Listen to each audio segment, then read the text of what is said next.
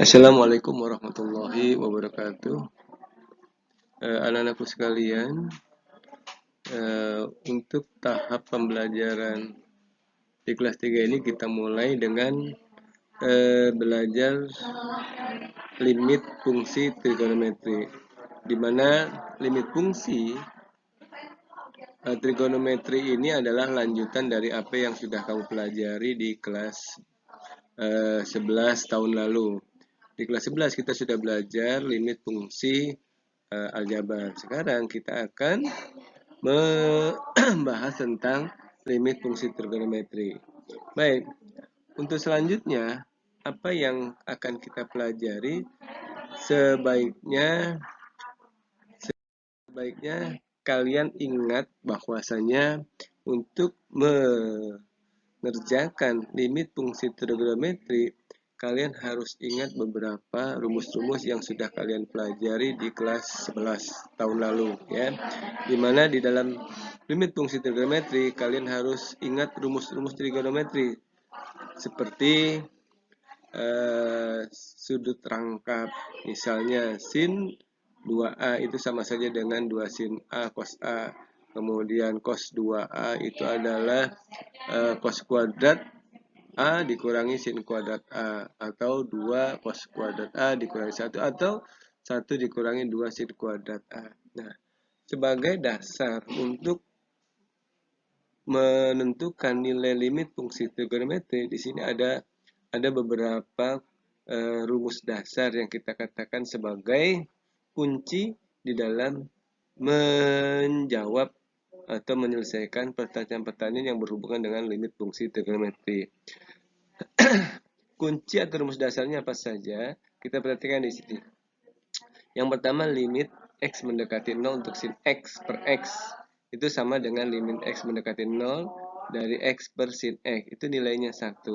Begitupun juga tangan, ya, limit x mendekati 0 dari tangan x per x atau x per tangan x itu juga nilainya 1.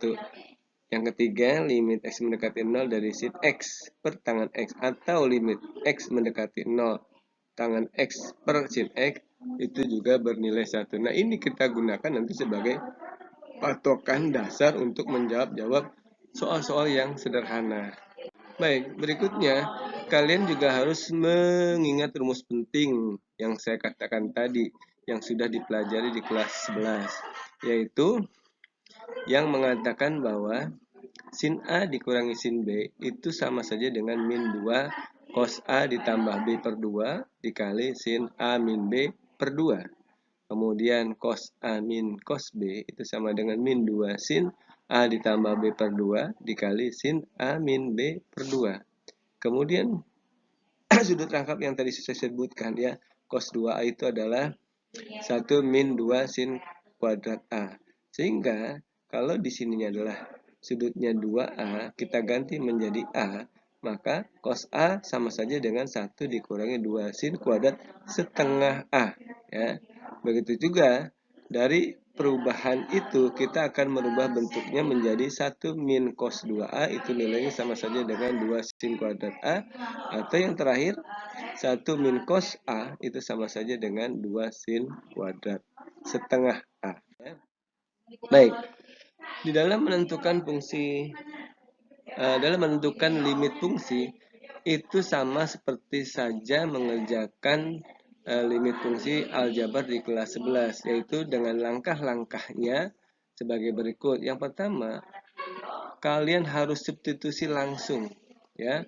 Jika di dalam substitusi ternyata tidak terjadi 0 per 0, maka selesai permasalahan. Tetapi jika setelah disubstitusi ternyata bentuknya menjadi bentuk tak tentu, yaitu 0 per 0, maka arahkan soal tersebut ke kunci dasarnya. Dari kunci dasar itu nanti kita bisa mengembangkan, ya. Misalnya kunci dasar tadi adalah limit x mendekati 0 dari sin ax per bx, itu harus kita katakan sebagai A sama dengan B, atau limit x mendekati 0 tangen C x per dx itu adalah C per D, ya. Baik, kita lanjutkan. Sebagai contoh, tentukan limit X mendekati 45 dari cos 2X dibagi dengan cos X min sin X. Nah, kalau kita substitusi, ini nanti akan nilainya adalah 0/0. Nah, karena bentuknya tak tentu seperti ini, maka ya bentuk cos 2X ini atau sebagai sudut rangkapnya ini harus kita rubah menggunakan rumus sudut rangkap, yaitu cos kuadrat X min sin kuadrat X. Kemudian cos X dikurangi sin X itu kita rubah menjadi